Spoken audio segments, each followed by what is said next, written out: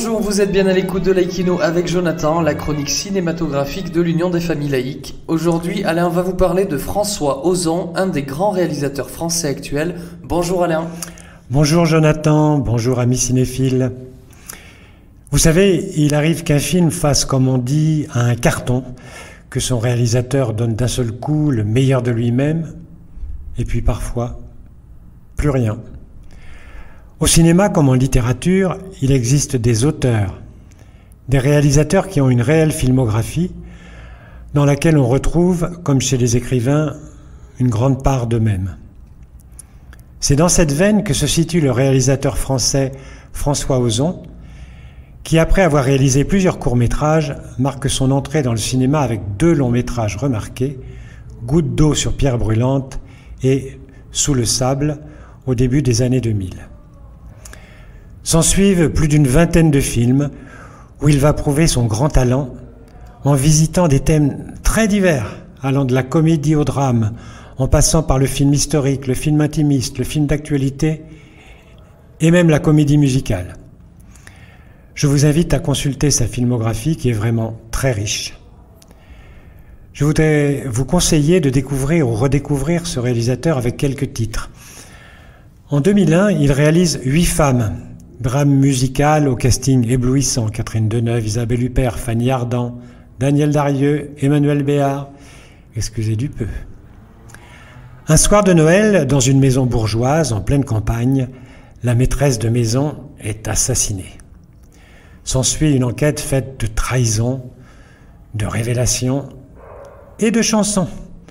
C'est extrêmement enlevé avec une bande-son et des décors incroyables. En 2003, il s'essaie au drame vénéneux avec Swimming Pool, clin d'œil au film de Jacques Deray, La piscine. Charlotte Rampling et Ludivine Sagnier vont se livrer à des jeux dangereux dans une villa écrasée de soleil.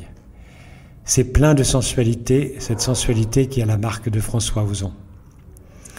En 2010, changement de registre, c'est Potiche, d'après la pièce de Barry Egrédy, où Catherine Deneuve reprend le rôle de Jacqueline Maillan au théâtre. C'est une comédie vraiment très drôle sur le sexisme et la lutte des classes. C'est jouissif. Pour Dans la maison, sorti en 2012, on assiste à un jeu pervers entre un jeune homme narcissique et son professeur de français, interprété par Fabrice Lucchini. C'est troublant. En 2016, il réalise France, qui est pour moi un de ses plus beaux films. C'est un drame puissant, tourné en noir et blanc, où Ozon lève peu à peu un coin de voile sur une histoire d'amour absolument bouleversante, tout en nous perdant sans cesse vers de nouvelles pistes. Salut l'artiste.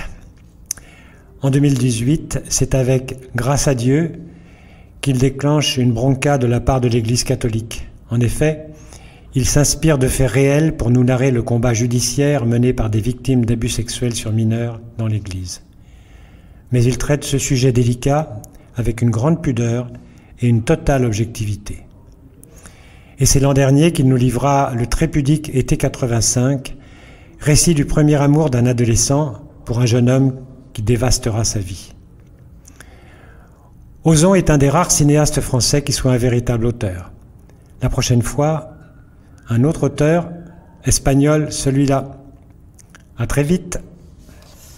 Merci beaucoup Alain. En attendant de nous retrouver, n'oubliez pas notre émission de balado-diffusion sur laïcitate.ufal.org ainsi que notre site ufal.org.